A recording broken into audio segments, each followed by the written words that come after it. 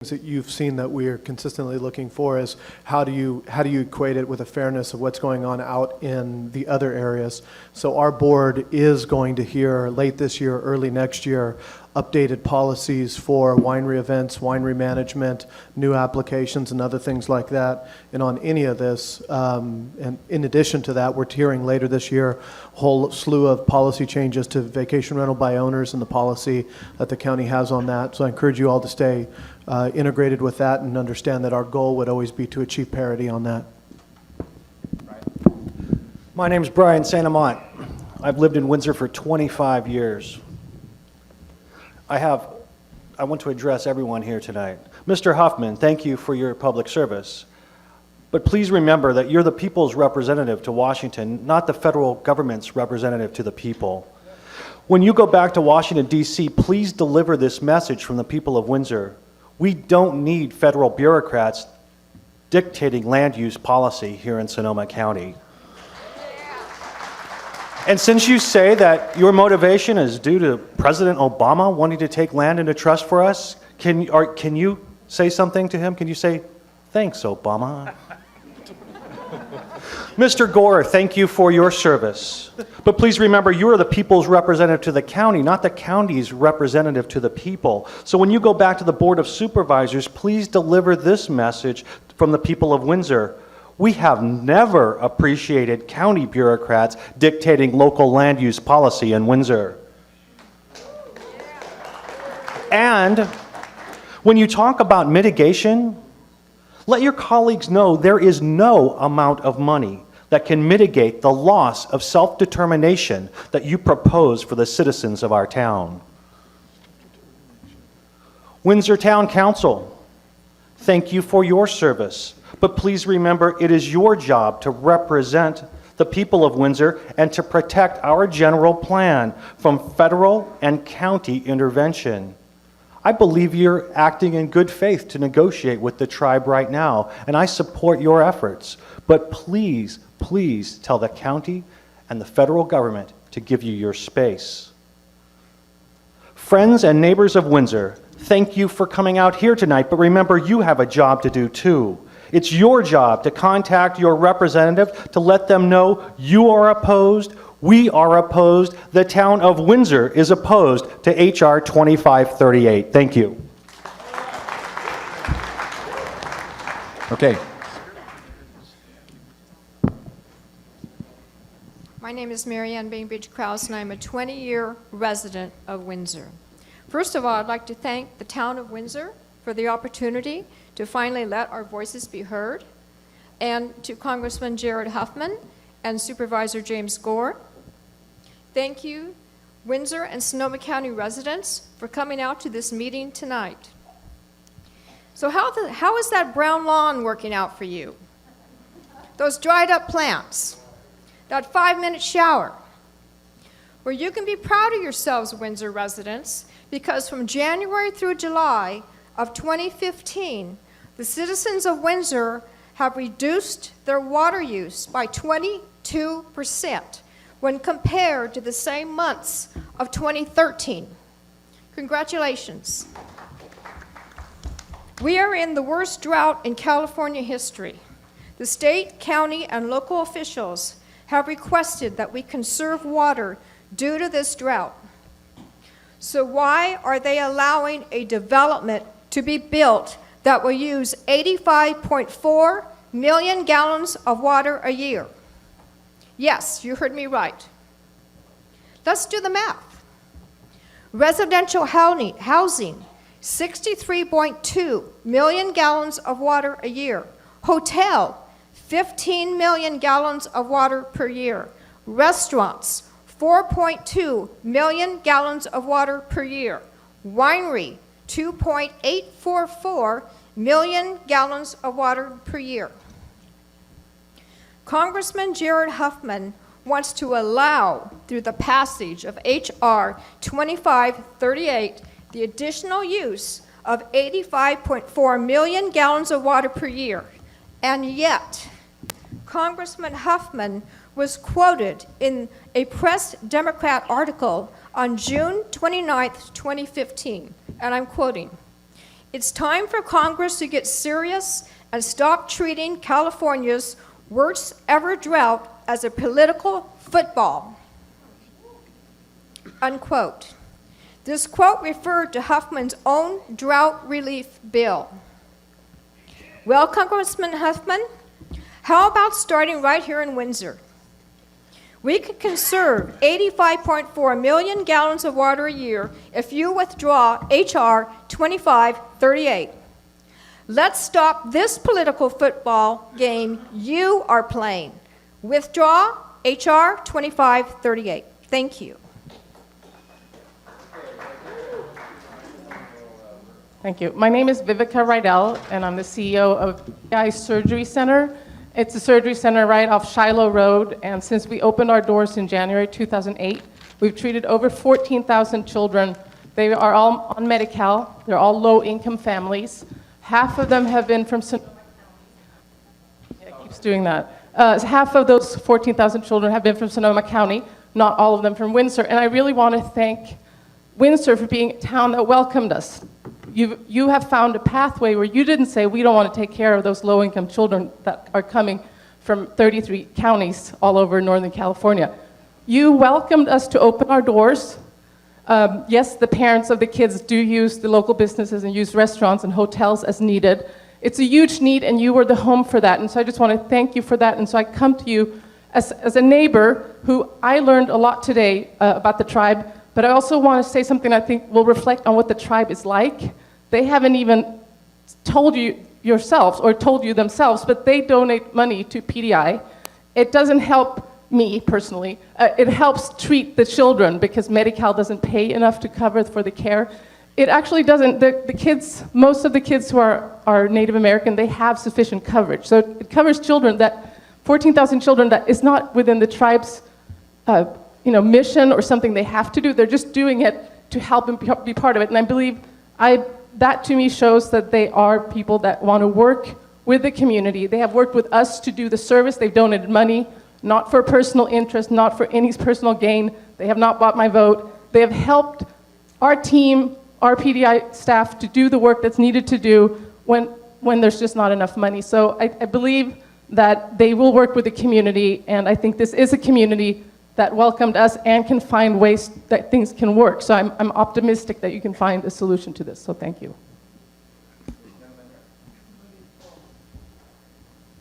Good evening.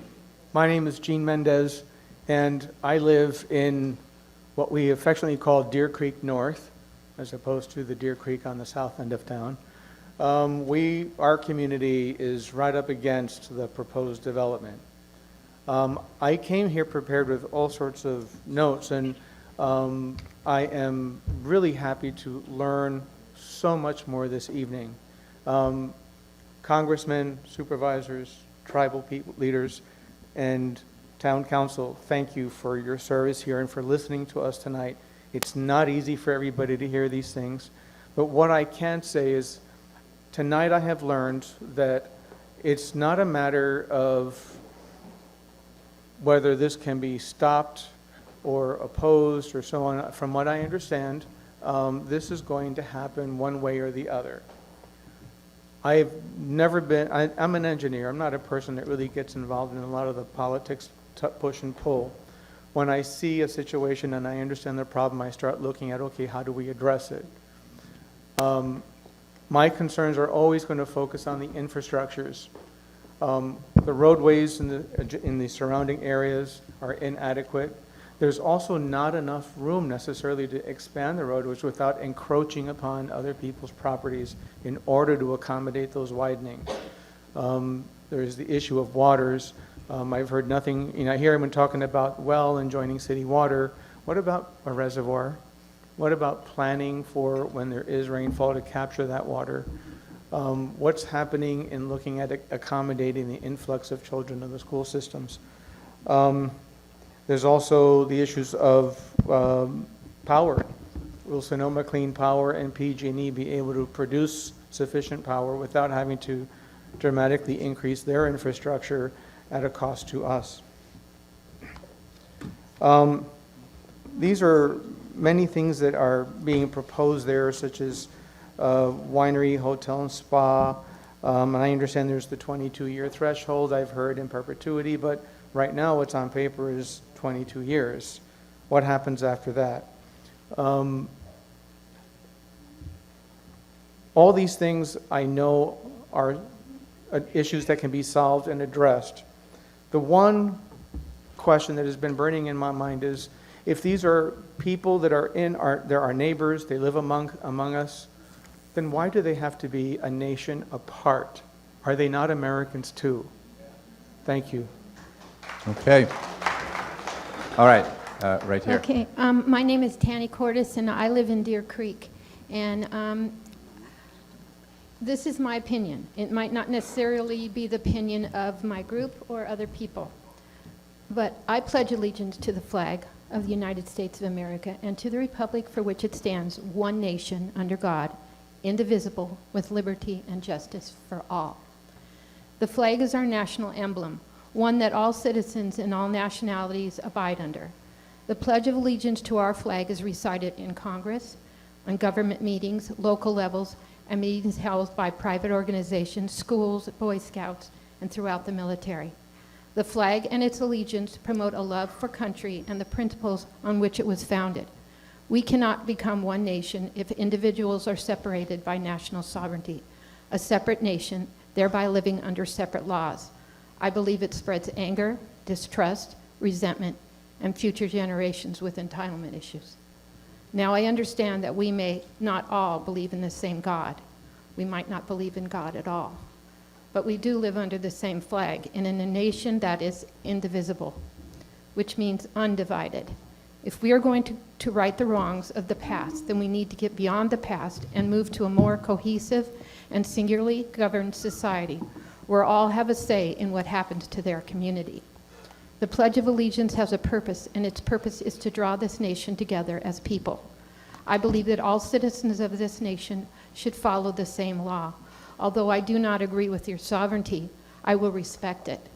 And all I ask is that you respect our town and its general plan and boundaries.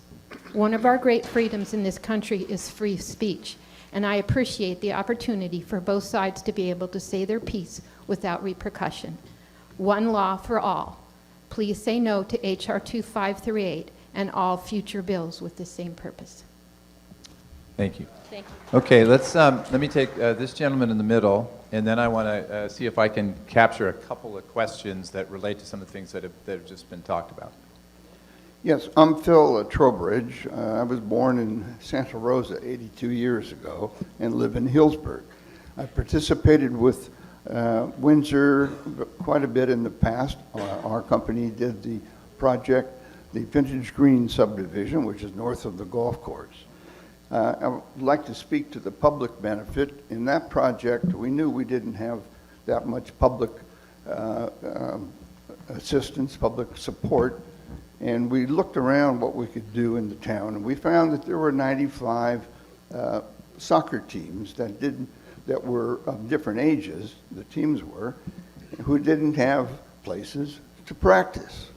They were making up places to practice. So we picked up 10 acres additional to the project and developed for the city and donated it to the city, the 10-acre fully improved soccer park with lights.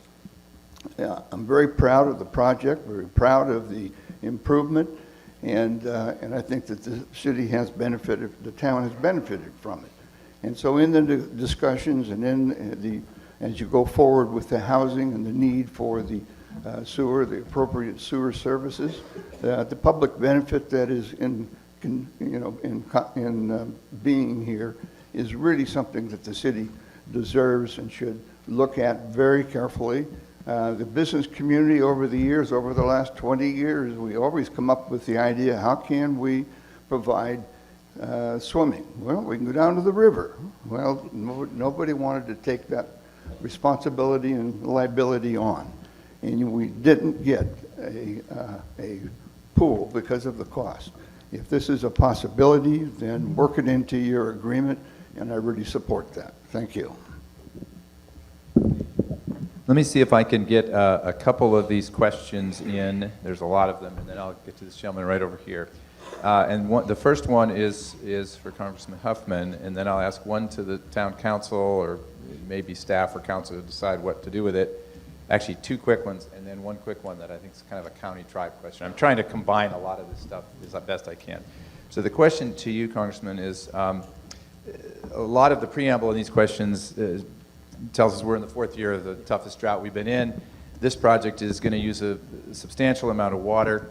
How can you reconcile those two things, A, and B, if there's a problem to the groundwater of, existing residents in the existing town, what can we do about it? Right. Okay, so what I would say about this, a little bit tearing off what we discussed earlier, I would far prefer that this were going through all the rigor of a CEQA process, all the rigor of state laws that require that water supplies be identified in advance, the Show Me the Water laws, the mitigation requirements, the conservation and recycling commitments that would inevitably be part of that. We don't have that when you're talking about a fee to trust proposal. You just don't. It's not an option. And so the question here is, what can we do? I think we stand a better chance of getting those kind of safeguards in place if we do something that we can control and protect. The only way you can do that is through a negotiated enforceable agreement, and when it comes to the federal enforcement, my bill. I've been asked to withdraw my bill by some of you here tonight. I would ask you really to think about whether you really want me to do that. The project's going forward anyway. It's going to get trust status. I think most people would agree, very probably, but it would do so without federal enforceability, and it would probably do so with a BIA stamp of approval that doesn't include any of this stuff and doesn't prohibit a casino. So it's just not quite that simple. I would just leave one more point for you to consider. Back to Linda's point about where the water would best come from if we're trying to make the most sustainable choice from not great choices, which is what we have here. I would say if you have an agreement negotiated with the City of Windsor for water and wastewater, I don't want to speak for the tribe or the city, but my guess is in that negotiation process, you could go a long way towards having best practices and the platinum standard of water use efficiency and reuse, and you could very significantly address the water footprint of this project, which I think is the best way to do it. Okay, let me do two quick ones to the town. I don't know if it's for staff or town council or both. I think these are easy ones, or at least I think they have quick answers, but I may be wrong. I'll ask them both. And the first one is, how does this project comply with Windsor's general plan? And I think I know the answer, but let me hear it. And then, are you aware that according to the town's own research, the majority of Windsor residents oppose any development anywhere near the urban growth boundary? And I think we heard the answer to that, but there's two. Somebody, either a council member wants to take that, or staff, or mayor, or I can make something up and you can say yes or no. Jeff, I could address some of that. Okay. My understanding of the project is the project does not exist within the land that's part of the Windsor general plan. There is one part that was within the urban growth boundary, and the limitation on tribal housing there is 100% consistent with the Windsor specific plan for that area. So this project exists for the most part within the unincorporated part of the county and does not conflict with the Windsor general plan. I think he answered the question. Okay. All right. So I'm this gentleman here, and is that one working now, Rick? Yes. Yes. Excellent. I'm Mag McDowell, and I own a property in the Deer Creek subdivision. I also own a vineyard and a winery. The vineyard is out on East Side Road. When I moved into that property 27 years ago in the Deer Creek subdivision, a big backyard. And the voices carry over my yard. And I paid $195,000 for that house. And I could hear my neighbors constantly saying, there goes the neighborhood. But let me just tell you folks, I done them a favor, because now they're selling their houses for $6,000 more than they paid for them. Linda, I really appreciate your thought and the gentleman next to you. I think that I like your operation. We can all come up with disagreements on stuff, but I thought that you offered a good plan. So when you just disagree with something and you don't have anything to substitute it for it, you might as well shut up. Councilwoman, I really understand where you're coming from, and I appreciate you being here and explaining that. Because in my 20-so years here, I've just heard so much stuff about this, and there's no consistency to it.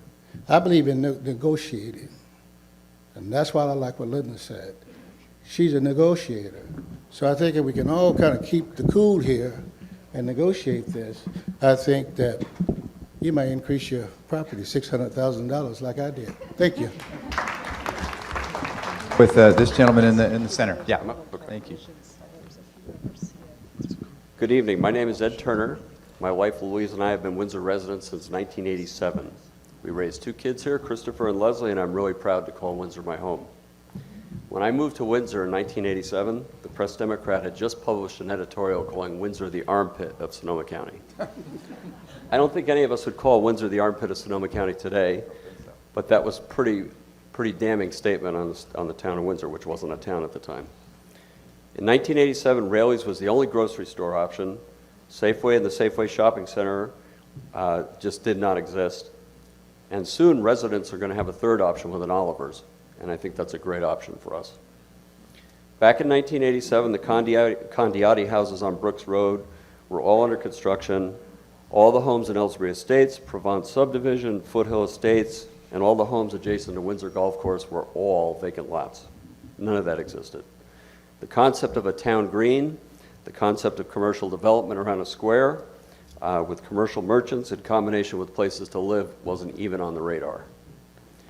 As I watched Windsor blossom into the community that it is today, I realized that many of the amenities that we enjoy today would not have ever happened if there was not a spirit of collaboration and partnership in our community. Another key step in the process was the incorporation of the town of Windsor back in 1992, which allowed us to form our own destiny and created the town council that we have here today. Some examples of other collaboration. Art Condiotti built the subdivision on Brooks Road. He donated a school site that became the Brooks Elementary School. When William Lyon built the Foothill Estates subdivision, they donated a large parcel of land in conjunction with the Ellsbury Ranch that is now Foothill Regional Park. It's a beautiful amenity to the town. When Windsor needed a community center, all the service clubs in Windsor, along with numerous volunteers, rolled up their sleeves and volunteered their time and grabbed a shovel, a swing, a hammer to build a community center located behind the Safeway Shopping Center. And as the town grew, so did the need for good quality schools to educate the children of Windsor. And it was clear that Windsor needed to pass a school bond to build those schools. Windsor residents responded and passed a school bond measure. The success of those school bond measures is now the Windsor High School, which is an award-winning school that's been recognized nationally for delivering high-quality education, along with Brooks Middle School. There are many other examples of this collaboration: the Windsor Golf Course, Pat Ellsbury Skateboard Park, the Windsor Boys and Girls Club, and the soccer fields on Mitchell Lane that were mentioned previously. Lytton's proposal to the town of Windsor is another example of collaboration. Lytton seeks to build a high-quality residential project in Windsor so that Lytton's tribal members can finally establish their homeland. Outsiders have raised concern that Lytton's plan is really a disguise for a casino operation. I believe those concerns are without merit. To be a good neighbor, Lytton has voluntarily agreed to pay development impact fees at both the county and local level to support the local community. Included in those fees is a sizable fee to help mitigate Lytton's student enrollment impact on the Windsor Unified School District. In addition, Lytton has agreed... About done? Oh, yeah, just about done. Thanks. Fund the entire cost of design and construction of a state-of-the-art aquatic complex. Quite a nice contribution to the town. I have a fundamental belief that I trust my elected officials to make the right choice for the citizens of Windsor. Some of the people in this room actually get to vote for the town council that's here and have the opportunity to cast votes. Those votes cast represent a vote of confidence from all the Windsor residents that you act in good faith and put our best interests forth. Tonight's discussion is a test of that leadership, and I thank you all for your leadership. Thank you. Thank you. Okay, this gentleman here, and I'll point out that our little colorful robot here actually says begin when it means end. So when it says begin, I think it means begin to end is what I believe that is. So this gentleman here. Well, I couldn't concur more about the need for civility and collaboration, but I also think sometimes a little dose of cynicism, Maybe raise it a up. little Yeah. dose of healthy cynicism sometimes I think is in order as well. And so I must confess that I'm a little bit bemused by the fact that everybody says this is a done deal, it's a done deal, it's a done deal. But I wonder What's circulating around the halls of Washington DC? Has anybody gone there to perhaps forward our point of view that maybe this isn't a done deal or should not be a done deal? We also heard, I believe, I'm paraphrasing the attorney that's representing the developer, that if this particular HR bill does not pass, you're not going to really like what you're going to get if it doesn't, which also inspires me to be a little bit cynical. I'm all for having neighbors. That's not the point. I'm all for allowing people to develop property to its highest and best utility, but I am really concerned that some folks just get a pass on how lands are developed, especially lands that are designated as rural properties and urban growth boundaries. But I must confess, I'm really most cynical about that map back there, and I wish all of you would file by it on your way out. It appears that this developer has acquired properties that approximate a substantial portion of land that almost equates to about a third the size of the town of Windsor, and I'm not sure where it stops. So my other little tiny bit of cynicism is, what's on tap for that? What was the purpose of acquiring those additional 900 acres? And is there a plan to buy more land? And if so, what's the intended purpose for that? I mean, I don't think any of us know. And to me, without clear definition of what's the giant game plan and what are the guarantees that we can all rest assured will be in place about the use of that land and perhaps other lands that are acquired in the future. So again, I truly believe that cynicism, collaboration is needed, but I think somehow we've got to hold somebody's feet to the fire and say, what's going on here? What was the point of acquiring this massive amount of real estate?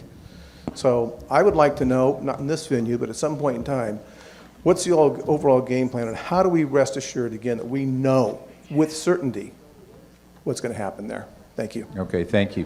Let's, how about if, let's have this woman, why don't you go next? It's kind of like the draft, and you got a two at this end, and then I'll get to you, and then I'm going to try to get a couple more questions in, because there's a... My name is Teresa Park, and I've been a Windsor resident for 22 years, and I believe that this proposed development is in complete contradiction of how the citizens of Windsor and Sonoma County wish to see the rural land and the protection of our urban growth boundaries. Any and all groups or individuals who acquire property in these areas should be subject to the exact same rules and regulations as other citizens in terms of development. As an aside, how are local merchants going to compete with the proposed shops and other venues owned by the developer when they will be able to discount prices due to the fact that they are not subject to the same taxes? As we all know, taxes pay for services like our roads, schools, parks, and emergency services. I am completely opposed to this project due to its scope, size, and the uncertain future disposition of the other parcels currently owned by the developer. Congressman Huffman, we ask that you revisit the propriety of H.R. 2538 and to withdraw the same. And to the council, I request that you go on record opposing this project. Thank you. Thank you. I'm gonna hang on one second. I'm gonna ask one question because I know that I think the chairman you have to leave, and this is a question that I think relates exactly to a couple of the points that were just made. And again, I'm gonna try to piece together two or three of these that I'm looking at, but I think I know the answer to the first part, but let's just confirm it. If a resort or shopping center, winery, commercial projects are built at some point, is it correct that no taxes are paid to the county or to the town? Well, there wouldn't be anything paid to the town. Well, there's a follow-up here about maintenance and services. Let me ask the whole thing. Yeah. Okay. So then the second part of that is, so then who pays for sheriff, schools, fire, road, et cetera, maintenance, which I think, I think is where you're headed. Yeah, I can answer that. In the agreement, that's why we're paying the in lieu payments for the property taxes. That covers what you pay. That's the same formula that's paid there. And we also have a, in the agreement for the resort, if there was a hotel or anything like that, we pay the same tax rate as anybody else. Okay, and will these new shops, businesses, hotels, et cetera, take away from the businesses downtown, the town green? the town's businesses in Well, terms of business? Once again, when we talked about the resort and winery, we talked about a right to pursue. We don't have any plans, we don't have any designs, we don't have any listings of types of shops. Generally speaking, there's not a sales and use tax that's paid to the county, but what we do in a situation like that is we have a tribal sales and use tax as the equivalent of that, so that there's not unfair competition. Thank you. Warren Parker, live on Leaf Haven Lane, been in Sonoma County 23 years, in Windsor 22 years. Former member of the town council and have had the privilege of serving you. We have a tradition in our town of communicating our thoughts and feelings, and we have come together in opposition and in for many different issues. Remember when Walmart came to town? The threats were all the small businesses would disappear. It would be a horrible impact on our town. Opposition was led by someone who used to be our former mayor, long before she was mayor. The fact was, all that hype proved out to be not true. Businesses are still here. Walmart is a business that has provided valuable tax benefits to our town that enabled us to do things. Now, some people don't like corporations. I understand that. But you know what? We either work for somebody or we're in business ourselves. A slide was on the screen that kind of made slight of the money that the casino had made, the tribe had made at the casino. Since when is it wrong to make money?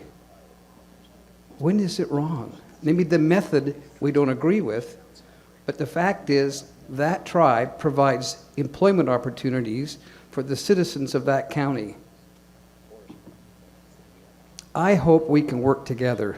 I hope we can build bridges. I believe that it is going to pass. And I would rather have Senator Huffman's bill pass than have it go the other route, because then you will have reasons to cry.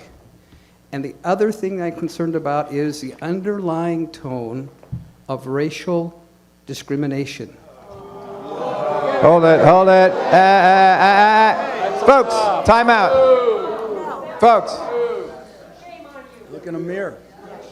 Ladies and gentlemen, please, just let him finish. We'll go on to the next comment. Fears have been expressed about the neighbors and the neighborhood. I've heard it, I've read it on the internet, in Facebook postings by people who've posted about this. So I'm just concerned. That's not our town. That's not what we've worked hard to build. I didn't accuse, I said I was concerned. Okay? It wasn't an accusation.